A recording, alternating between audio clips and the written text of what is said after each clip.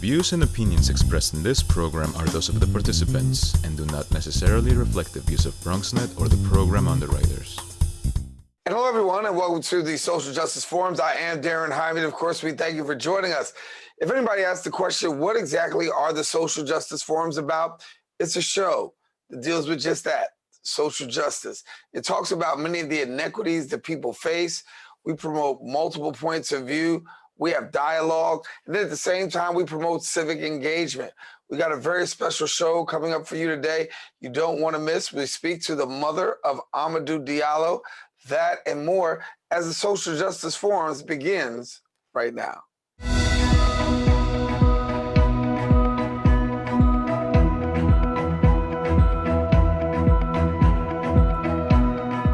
And welcome back to the show.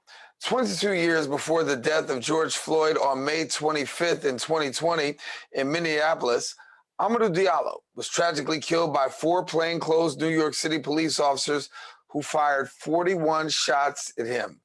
It literally were shots that rang out across New York City, across the state, and across the world. The officers claimed they had mistaken the 23-year-old West African immigrant for a rape suspect and fired in self-defense when he pulled out a black object that later turned out to be a wallet, but they thought was a handgun. Amadou Diallo's mother started the Amadou Diallo Foundation, which is a New York not-for-profit advocating for racial equity and promote education for students of African descent. And she continues to work hard on the ground. Joining us now to provide her point of view on the matter, I am joined by the mother of Amadou Diallo, and she's also the president and founder of the Amadou Diallo Foundation, Kadiatou Diallo. And Ms. Diallo, an honor and a privilege to have you back here, and welcome first to the Social Justice Forums.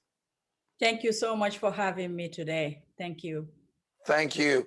I'll start off by saying this, that, I remember that day, it was 22 years ago, and I remember that day because as much as I don't want to date myself as a journalist, I was working right here at the very same TV station, and I remember what it felt like. I remember what it felt like as a journalist. I remember what it felt like as a person, and no clue as to what it would feel like for you. But when we look at the death of George Floyd, and we see how he violently died at the hands of police, and we're here now at the place where we're in the Derek Chauvin trial, it has to bring back certain memories for you. So talk to us about where you are today as you look at George Floyd's death, and then you look at the death of your own son, Amadou Diallo.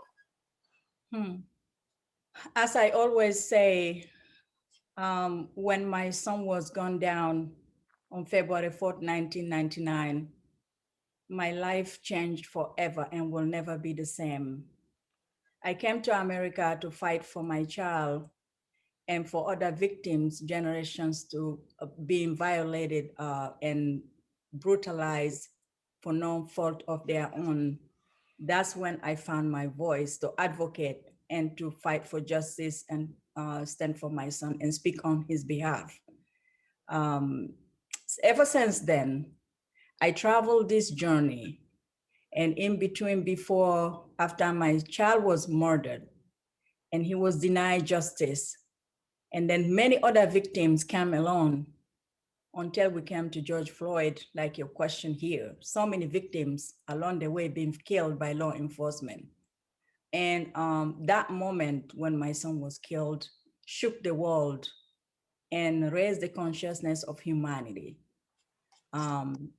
George Floyd, when he was killed, my wound was reopened again, like always when other victims are killed in New York City, like Eric Garner, Sean Bell, Ramale Graham, Kimani, and all these victims, Mohammed Ba, whenever these incidents happen, I'm taken back again, even though I'm trying to heal, to work through the Amadou Diallo Foundation and build a legacy for my son, to empower young people and challenge the system to have positive changes.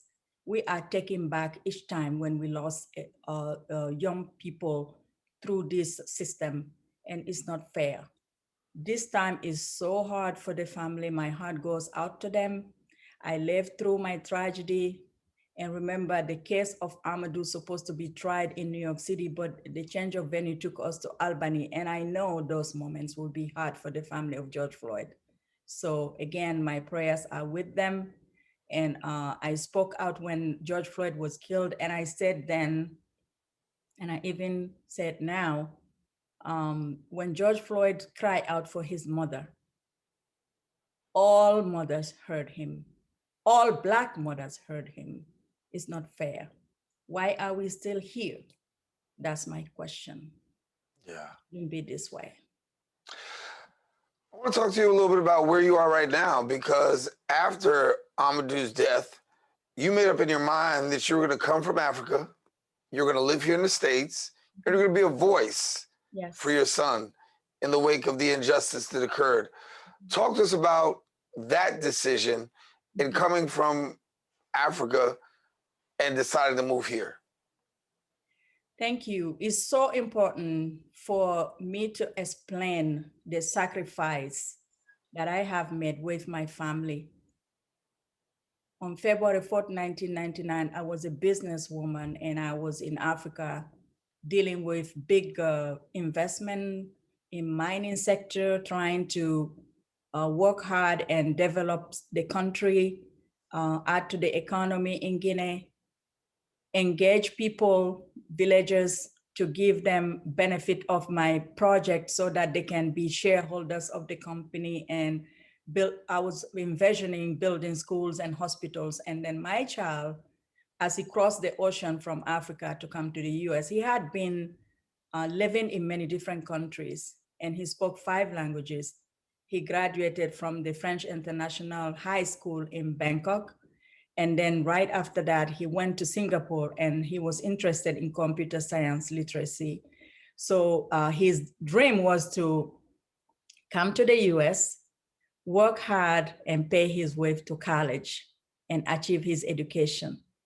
When he was killed, he was not only robbed his life, but he was robbed his identity because he was portrayed in the media as the West African immigrant who was selling on the street vendor. Amadou had a mission. He was a dreamer. He wanted to achieve his dream. So nothing else counted for me. I had to leave everything behind and I came to America.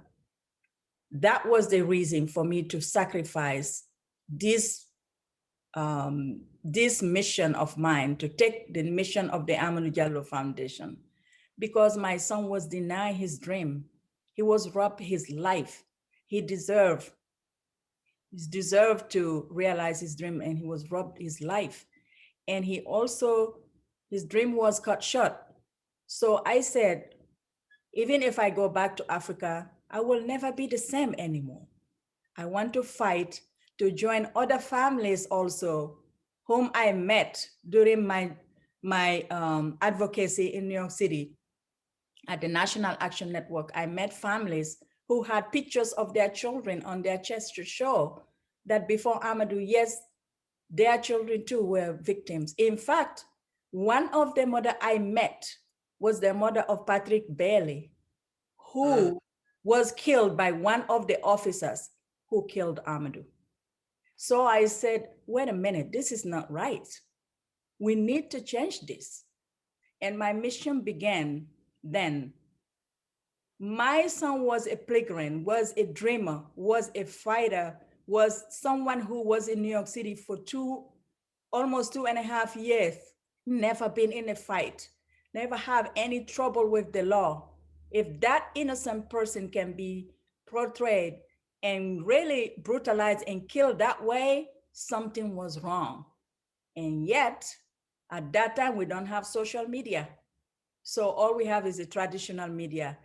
This case was one of the cases that really galvanized people in New York City, around the nation, around the world to ask. And I often tell people, I said, before there was George Floyd, there was Amadou Diallo. And I remember how much the media coverage was. I remember how volatile the environment was. I remember when the trial was moved and we thought that it would be here in New York City, and it ends up subsequently being moved to Albany. And then most of all, what I think all of us remember, is the simple miscarriage of justice that happened on behalf of your son. Yes. Police found innocent, and pretty much when it came to Amadou, that was it. Yes. Trial was over, and that was it. Yes. But for you, it wasn't it. It was just beginning, and then you start now with the Amadou Diallo Foundation. Talk to us a little bit about the Amadou Diallo Foundation, because as I heard you speak in the last, and after the last question, it seems as though a part of your mission is also to restore his name.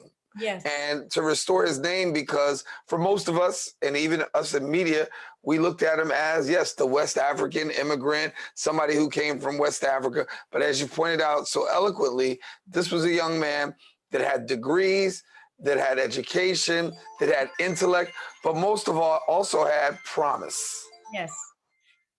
The Amadou Diallo Foundation is about the Amadou's promise to realize his dream by helping other young people get college education, get the scholarship, so that they can achieve their educational goal through Amadou's legacy.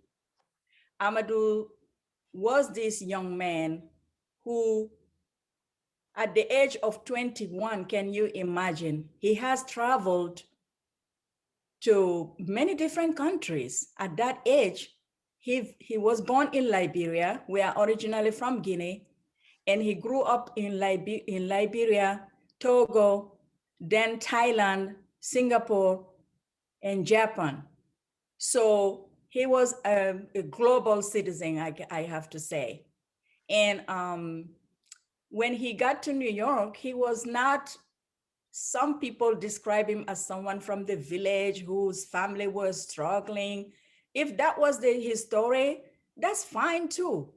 But it wasn't his story. Amadou came leaving his privilege behind and coming to work hard and start a new life on his own, no matter what, independently, from asking help from his family. I want people to think about the immigrant story. We all know President Barack Obama, his father was a young student from Kenya. He came to America for his education and met this young woman and had Barack Obama. He became the president. So no one knows if my son was alive today. I cannot even imagine. I know he would be accomplished, because at the time of his death, he called me the last time. He said he has saved $9,000 and he was ready to enroll in college. So this was his dream and his promise, but it was denied. It was taken away. It wasn't about natural cause. Someone caused this thing. These officers decided when he saw this Black man standing in the vestibule that he must be nothing but a normal person who was going home in his own home. So it was a system brutalizing people in different levels. It depends on the zip code where you live. But my mission really is about the Amadou Diallo Foundation. Before even developing the programs of the scholarship and forums that we are doing every time. And I have to say, even one retired police detective served on our board, Graham Waterspoon. So we want to contribute to bring dialogue, raise awareness around this police brutality. We advocate for racial equity on our mission, and also promote education for young people of African descent.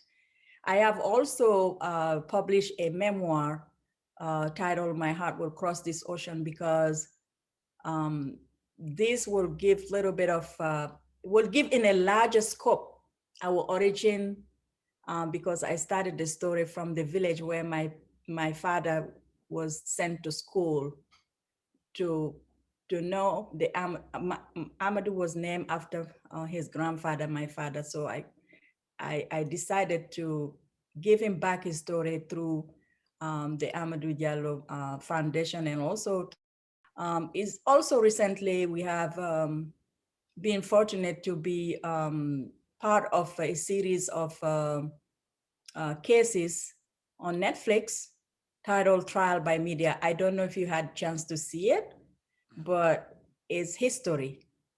Because in that piece, you have the trial, you have the case showcase on the film. And it was released last year in May. It's still on Netflix. If they want to see it, they are welcome to see it. I think it's good to learn about history because these recent cases, you have social media, so people are quickly learning about everything. But our time, it was non-existent. And but if today, I have to say, young people connect to the Amadou Diallo Foundation, and I'm so blessed and so grateful that young people are still talking about Amadou and learning about Amadou and connecting through the Amadou Diallo Foundation. Talk to me about your foundation, and then, but also more particularly yourself. I mean, you say right now that you have a retired detective who serves on the board, but given the fact that your son has died at the hands of police, how hard has it been for you, and how hard has it been for your family to have that relationship, to be able to work with them, given the fact that these were the direct culprits as the ones who took your son's life? Yes. I have to say, if you believe that you want to change something, you have to go to the source. And my board member, who is a retired detective, told me during all his career, he never used his gun. And he stopped people that, were doing suspicious things. He said, if the system want to change, it's possible, because he experienced throughout his career, he never used his gun on someone. So I was curious, and I was really drawn to the other side of the story, because you can't put everything, all the police people in one bag to the contracts at the same time, where we say you cannot just put everyone in the bag of suspicious, saying people are suspicious, coming after everyone and stopping people for no reason. The same way we're advocating for that, that's the same way we have to understand that the other side too.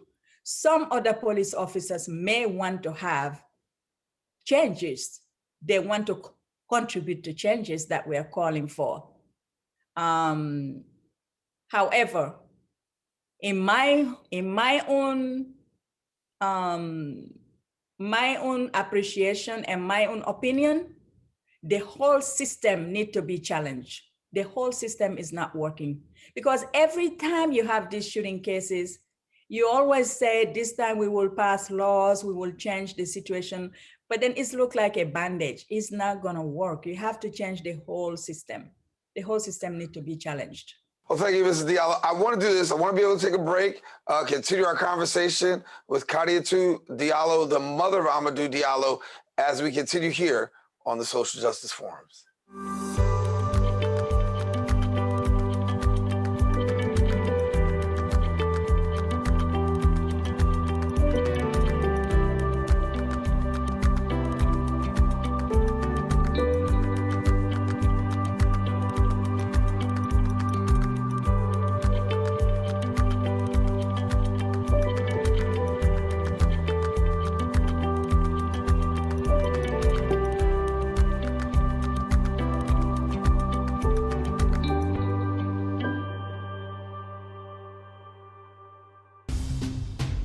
We know that people are dealing with the health crisis, but there's also a lot of food insecurity. We're giving out healthy food options, and that's what's key here. If you're a senior, you have a disability, they'll actually deliver meals to you. The residents are anxious, they're worried, they're scared, they want to be tested. When things were happening in our community, and we couldn't get the help. There's almost a presumption of criminality that attaches to your skin color. The site will prioritize those who are at highest risk in the population. If you feel symptoms and you'd like to visit one of these COVID-19 testing sites here in the Bronx, you may call the State Health Department's hotline. Important to note about this site is no reservations are needed. This is a walk-in clinic. A lot of us are out of work and looking for something to do. We have the machinery and the skills to make large scale of these masks and gowns. Take care of your people people, it's going to go way further than we actually can understand. Right now, employees like myself are just adjusting to the new reality. Reporting from BronxNet, Untitled Chapter.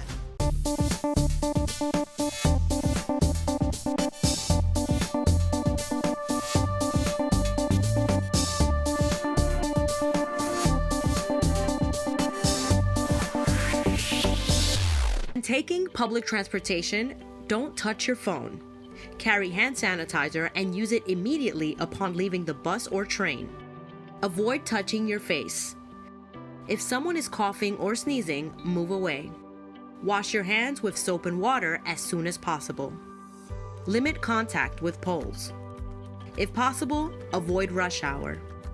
Don't eat or drink on public transportation. Keep your bag off the floor or other surfaces. Avoid directly touching turnstiles. Stay up to date with the latest from your local health department and CDC.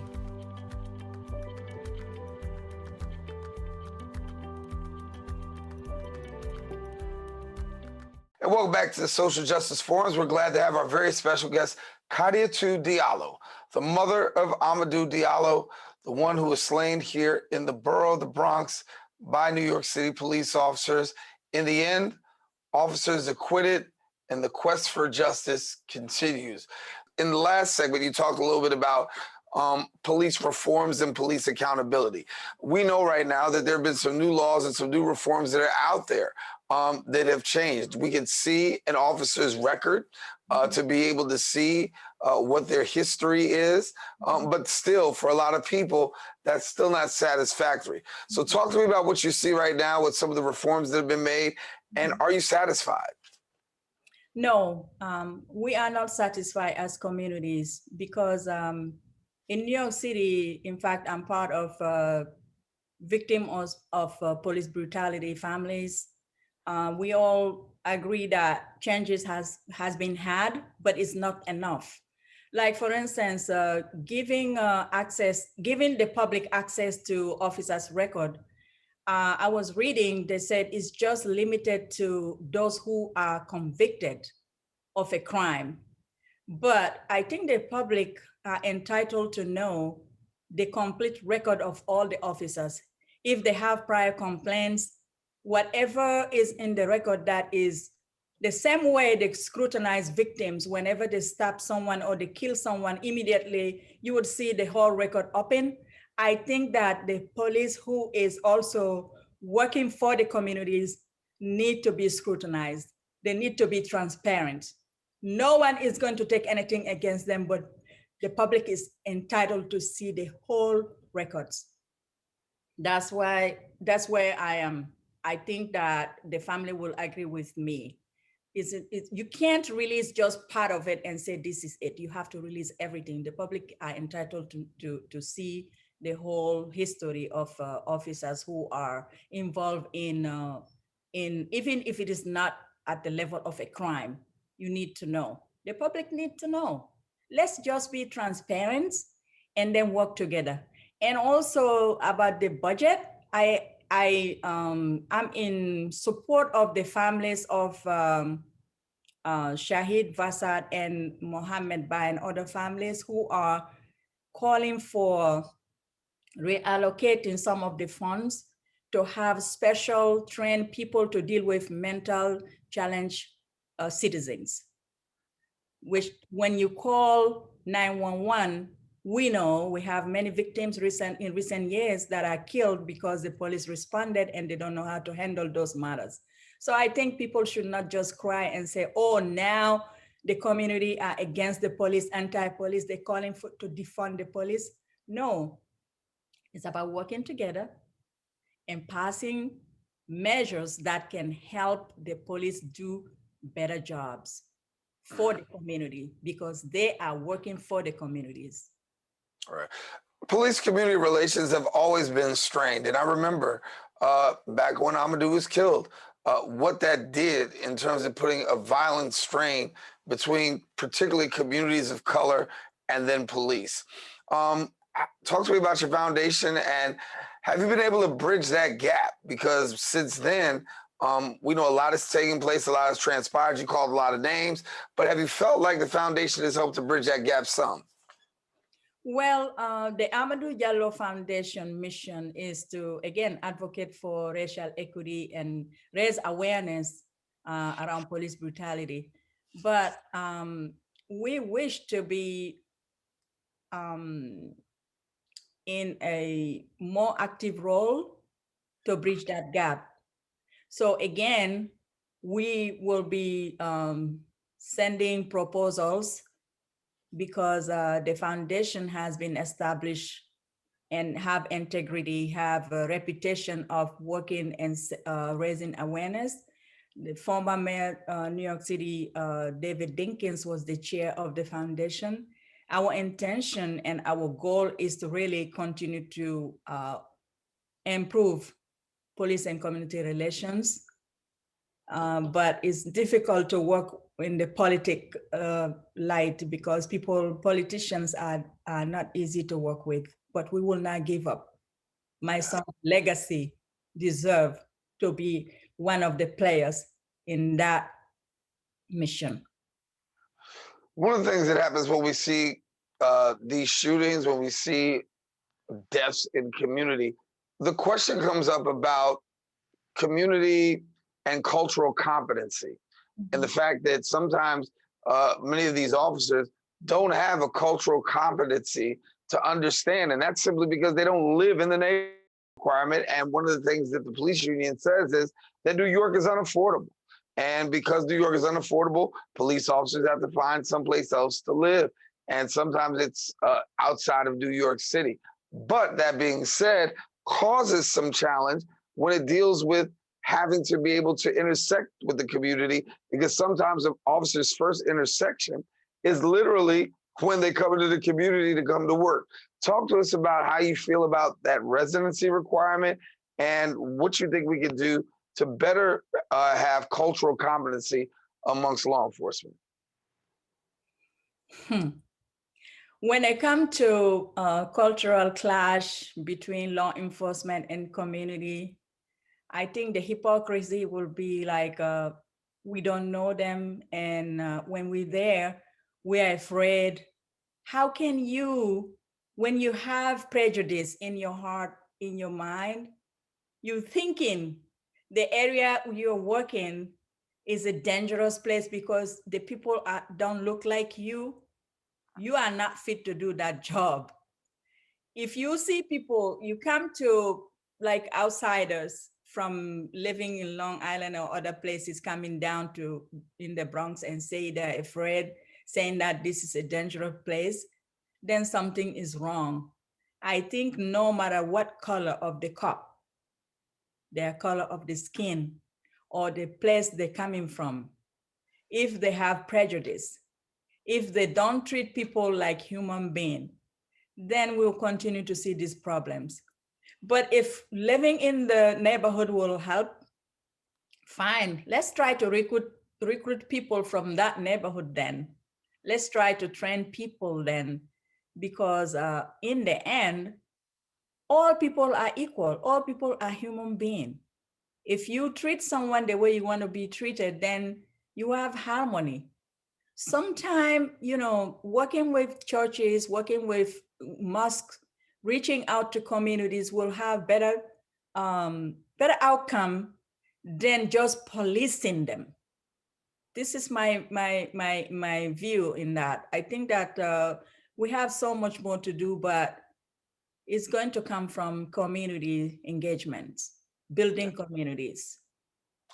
And lastly, before we go, tell us how we can be connected to the Amadou Diallo Foundation for the public who wants to still be connected to the work that you're doing and the community that you're serving. Thank you so much. We are working on right now remotely. So the best way to connect with us is through the foundation website, amadoudiallo.org, AMADOU. DIALLO.org. And we welcome for anyone who want to partner with us or support us or even need our help in any way. Please do connect with us. Mrs. Diallo, it has been an honor and a privilege to have you here with us here on the Social Justice Forums, taking the time to be with us. Thank you again for your time, and certainly continued wishes for the work that you're doing with the Amadou Diallo Foundation. Certainly, he has not departed from my heart, and I know that is true for many of us who live here in New York City. Thanks much. Thank you. The Bronx is in my heart always. Thank you for having me. Thank you. Mrs. Kadiatou Diallo. Listen, we're taking a quick break. We'll be back with more of the Social Justice Forums right after this.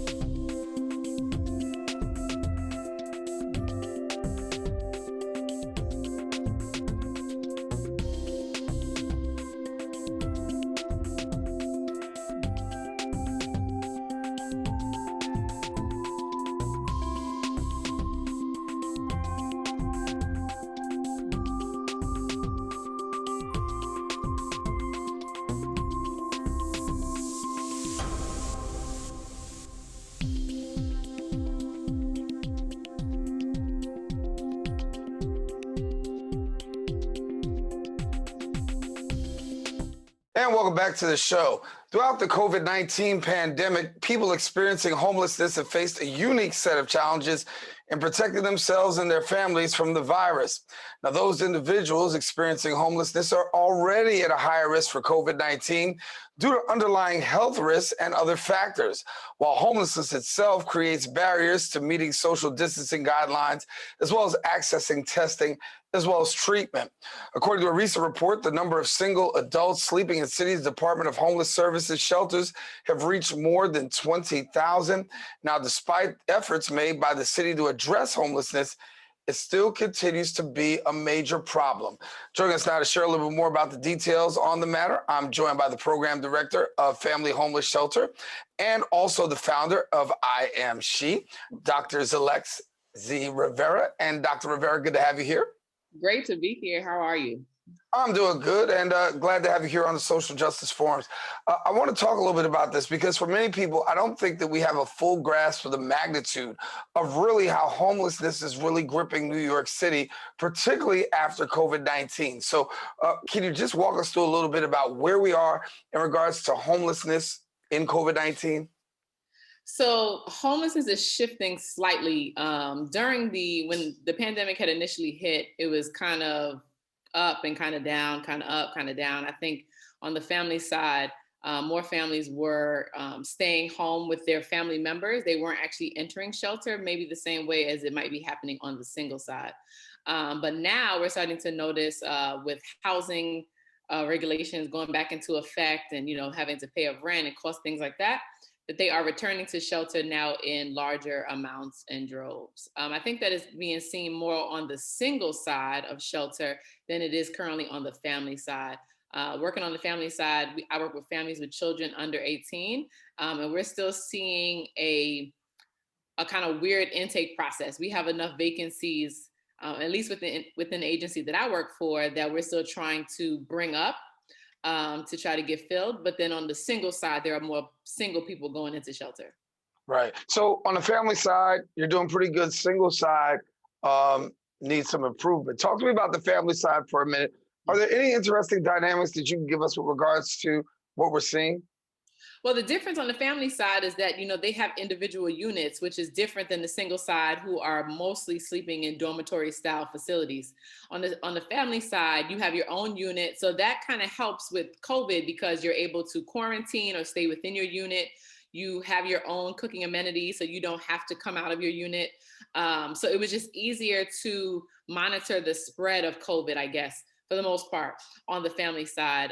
There actually has just been a slight spike in it now because we're kind of shifting, like in New York City. So you're still able to go outside, stuff is actually opening. You might be exposed more to COVID, which is impacting the shelter system, but it's just easier for us on the family side. Now on the single side, you're talking about, dormitories of 50 to 100 plus men or females that are sleeping all in open space, and they don't have cooking amenities. So therefore they have to, eat lunch together, eat dinner together, which makes it a little harder to slow down the spread or stop the spread of COVID within the shelter system. Yeah.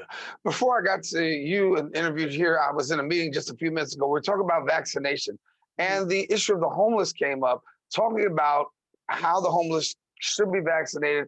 Are they getting vaccinated? And the need possibly for them to partake in the Johnson & Johnson vaccine because they are a transient community. What can you tell us about vaccinations and that rollout for the homeless? So it's definitely being promoted for staff for the most part, because staff are the persons who are frequently going in and out of the shelter, opposed to those persons living in shelter who can actually stay put in shelter. I know, again, for the agency that I work for, that they are advocates for the vaccine. They're trying to equip us to, or have resources for us to get the vaccine, whether that's Johnson & Johnson, Moderna, or Pfizer. Because even though we're not frontline workers, we are essential workers, and we're still exposed to or have high risk of being exposed to COVID as well. As it relates to the clients, again, a lot of clients are not, they're not excited to see doctors even before COVID. Now we're talking about a shot, and there's a lot of historical characteristics to that why a lot of our families are not looking to get vaccinated. That we're still trying to get consumer buy-in, I guess, for the most part, to try to get families to do it. But on the single side, I do know that there are some shelters in New York City that are working with not only their agency, but the Department of Homeless Services to try to put hub locations at the shelter. They also have more spacing available than most family shelters, to have the spacing available to have a vaccination hub to where it's more available and the resources are there for both staff and the clients. Yeah. So when we talk about families and the receptivity, you're saying that some really still have that hesitancy that we're talking about? Yes, it's a lot of hesitancy. For the most part, a large portion of the families or people in shelter in New York City are minorities, African-American, Brown, Black families. So we're talking about cultural differences or cultural understandings from our history that we're not too excited about shots and history and medical components. So we're not very eager for it. Let's say it like that. There are other questions that spike up, especially in young adults. And a lot of the families have young adults that, it's talking about fertility, and they're worried about the research around if they can get pregnant again, how that would impact their bodies, how it would impact their children. All of these questions are coming up. And while research continues to grow and evolve, we're not 100% with a confident answer yet. So that is delaying, I think, some of the buy-in. Not to mention, it's not very accessible. You can't just always pop into a Walgreens by you, depending on where the shelter is, or pop into wherever the resource is for the vaccine. So I think one of the main hiccups is that it's not readily accessible in neighborhoods for us to be able to get it. And a lot of them are not eligible. We're talking about, again, populations under 50 that might be in family shelters at least. And so, as we're talking about risk, right? If they're not getting vaccinated, you're going into shelters, staff members are going into shelters. And the question is, like, feeling safe. How safe do staff feel when you know that there's this hesitancy and the slow moving when you have that population saying, you know what, I think I'll wait, to going to work every day? Well, I think the Department of Homeless Services was really good at being supportive to agencies in New York City, where we were able to put certain precautions into place. Like when COVID hit, they allowed us to go into virtual settings so that we're not able to meet our clients virtually, that we did not always have to see them the way we did before, where we had to see them weekly or biweekly. So now our weekly and biweekly sessions were being held, via Zoom or, Google Meet, whatever app we can use. That was very helpful. Unit inspections became virtual. So we were able to convert our services, or our delivery of services, to a remote virtual setting, which was great because clients now want to tell you more, that they don't have to come meet with you. So now you are able to text them and call them and see them. Now, as far as the safety concerns, a lot of stuff was put into place. Plexiglass was put up, masks, gloves, gowns when you have to pack up people's belongings. Masks are given out weekly. Everybody has PPE. Everybody has hand sanitizer. And certain procedures were put in place at shelters, like temperature checks, which make you just feel more comfortable when you're entering a shelter overall, as well as cleaning on the hour. So those, even though a lot of people might say that those are small things that were happening, it does make you feel better that when you walk in there, you're smelling Lysol. You can see them cleaning. You have your mask on, they're staying 6 feet away. All of those kind of things make it a little better for you to go into the shelter and service your clients. Yeah, we've been at it for about a year now, right? And so as we're at it for a year, recap the year. What's it been like for you? Oh man, the year was really unique. When the year last year, when it first kicked off, I was prepared to sleep in the shelter with my clients. That's just because I've been in shelter a long time. I know crisis management, no matter if it was a hurricane or COVID, So I was prepared to sleep in the shelter, be with them and the clients, and we all had to quarantine, things of that nature. It was really good that we didn't have to go that far. Again, the agency I work for, that they were very proactive in not just incentivizing the staff, but they wanted to make sure the staff was comfortable, pandemic pay, cleaning, things of that nature. So in the beginning, it was easy on the family side because they complied, right? Because they have kids. I think on that side, once the city shut down, they was in their units. Once it started being months and months and months of quarantine, that's when you start to get the attitudes and anxiety. And now the depression has spiked. And now, they don't want to be in a unit with their kids anymore. Some parents are not equipped to do remote learning with their children. And it's very challenging. You can have the brightest kid and, learning online is just not conducive. So all of those things started to hit later on around, let's say the 6 or 7 month mark, which then took us in a peak because now people are panicking. You had to create more interventions to try to help, single parents with their kid in that little unit trying to do remote learning. So then it became creative, I guess, on my side as a worker. And then once the city started opening back up, you had to constantly remind the families COVID still exists. And you still have to do that because now they can still go to a restaurant and come back to your shelter, or they can be exposed. The other thing is that there was an increase of persons from out of state that was coming into New York. So while some reports indicated that a lot of New Yorkers were leaving New York, there was also a good portion of people from other states that were entering New York, coming into our shelter systems from Florida and all of these higher spike places. And then that was creating more tension and risk within the shelter than before. So it was almost like an up and down roller coaster for the whole 2020. Now people are much calmer. They are complying way better. Everybody has on a mask. Everybody's wearing, gloves that they feel that's more safe. And then they're moving forward a little differently. Usually when it comes to talk about the homeless, there's a certain demographic that you look to, but the reality is for this population right here in New York and the homeless population, there is a large millennial homeless population. Share with us about millennials and homelessness. So millennials are a very unique generation. My research touches on how millennials are considered the narcissistic selfie generation, but yet we're the highest degree generation to date, graduates to date. However, we're not following society norms, which then could put us at higher risk of entering shelter, right? So we want to stay in our mother's house longer. We want to stay with our parents longer, or whoever's our caretaker longer. And then eventually we get put out, or maybe we don't get put out. But outside of that, we also seek shelter for more resources and things of that nature. But it's actually bigger on the family side, even before COVID, that you would see a lot of single mothers or single mothers or couples, young adult couples, millennial couples that now have children, and now they want to seek their independence, and then they're seeking their independence by entering shelter. The other thing about the generation is that they are delaying adulthood. They basically don't want to be adults. So they're doing everything in their power not to pay bills and not to do what our normal society would do. So that is also increasing their risk of entering shelter, because now they can have another safety net when coming in to get services. So especially on the family side, like I said, there's a lot of single mothers, or single fathers as well, believe it or not. There's a lot of single fathers, and they're all young adult age or millennial age. Wow.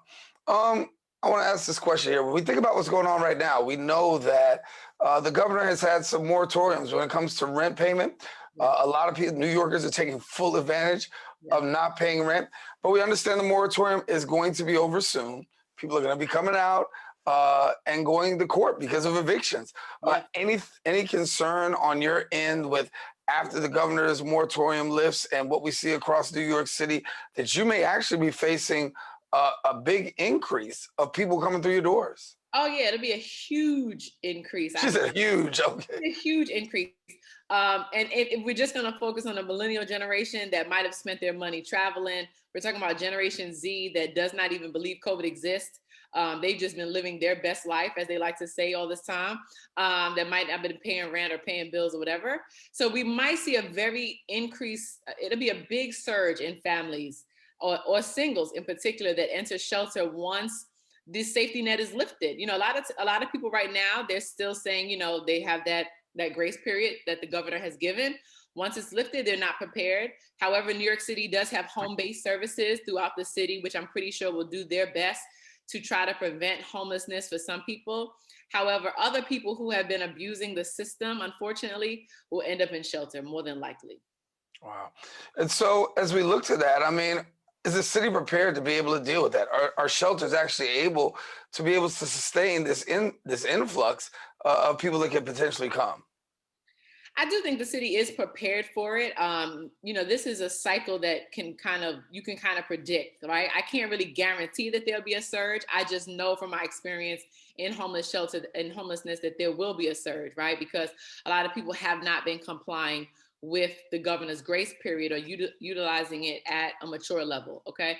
But most of the shelters in New York City are prepared. There's over 100 plus shelters in New York City. And a lot of times, I can say on the family side, the vacancy numbers might be low.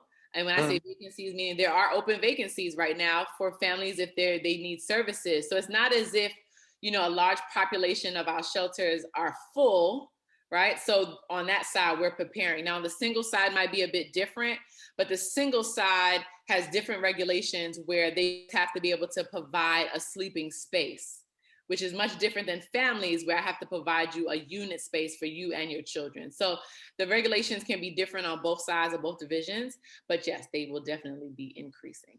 Yeah. And with that increase, I know there's another population that we need to talk about, which is those who are affected by mental health. Talk to me about mental health and homelessness. And to the average person, what don't we know?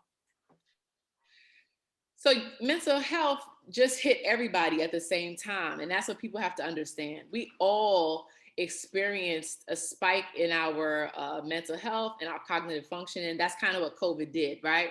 And when I say that, I'm not saying that we all are mentally ill. That's not what I'm saying. What I'm saying is when we went into a state of crisis, when we went into a state of lockdown, when we went into a state of remote learning, this impacted everybody from the governor down, right? Mm-hmm. So we're talking about high levels of anxiety, high levels of depression, high levels of inability to function, high levels of irritability, which was across the board. The problem is that I think that it is spiking, and I have not done research in this, but there is a spike in some persons that it might have gotten worse because of the unknown, right? You didn't know if you can go outside. You didn't know if you were safe. You didn't know this, you didn't know that. I think it has increased some levels of mental health or cognitive functioning. In addition to that, it has created other things such as learning delays in some of our children and adults, right? Because we were unable to help our kids effectively through that year, which caused more anxiety. So it's almost like this trickle down effect or this universal effect on our mental health as New Yorkers has increased across the board. Now, when the world eventually goes back to semi-normal to what we knew pre-COVID, it might help some persons, but a lot of people have experienced, and I can speak for myself as well, as it relates to creating those boundaries, working from home, being tired of working from home, wanting to go outside and socialize.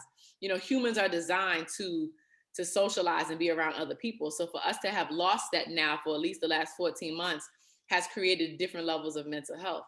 But the population in the shelter, they're getting the same services, if not more at this point, that are equipping them. Again, that's another division of our city that has gone virtual. So all that teledoc and virtual doc apps that are out right now, they are able to still hear their therapist, speak to their therapist, and deal with all of these mental health concerns that they've been having via their devices. And for those persons who don't have devices, majority of the shelter providers have provided like house devices or additional devices for people to still have that access to those resources. Give me a little bit about yourself, because I know that you've done some great work in the field of not mental health, but also, I guess, talking about a little bit about homelessness as well. And I know that's part of your research. Talk to us about your research. And before we do get out of here, make sure to talk to us about I Am She.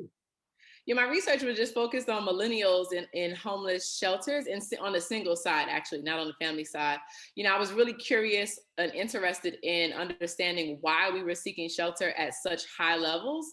If we were supposed to be the most degreed, the smartest generation, you know, the most tech savvy, adaptable generation, why do we need to not only seek shelter, but stay longer than the expected time? So my research has been great. I'm hopeful that I'm able to do more research over time to try to expound on homelessness in New York City as a whole, as it is my passion.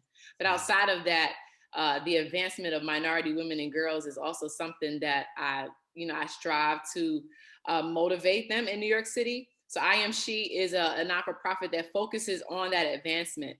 And the reason for I Am She is that I've always thought about, as I've gone up in my career, whenever I've hit a ceiling glass effect, and it's unfortunate that women still have to, battle ceiling glasses. However, it's always been a minority woman. So I wanted to create a conference or an avenue where these women can come together and realize that we're not competition, but we're actually sisters. So that's where the I Am She concept comes from.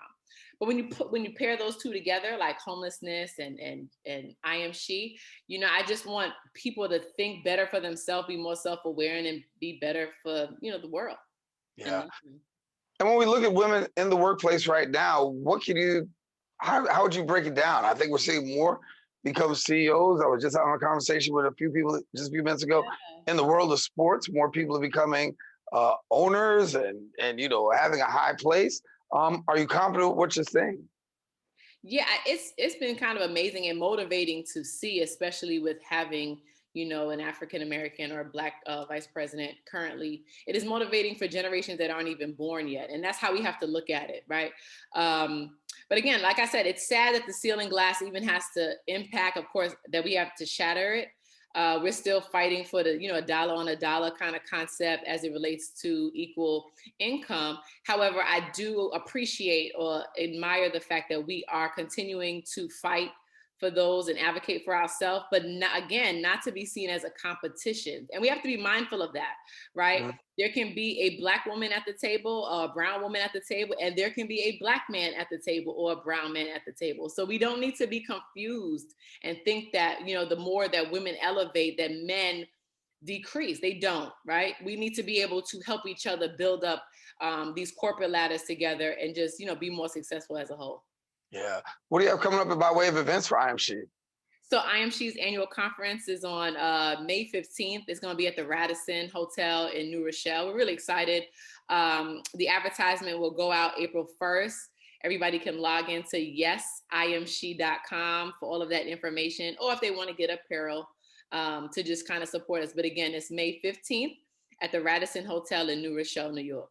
Yeah. And when you look at sheroes and those people that inspire you, who are they? I have a few, believe it or not. I don't know if I really have like celebrity ones outside of like Michelle Obama, right?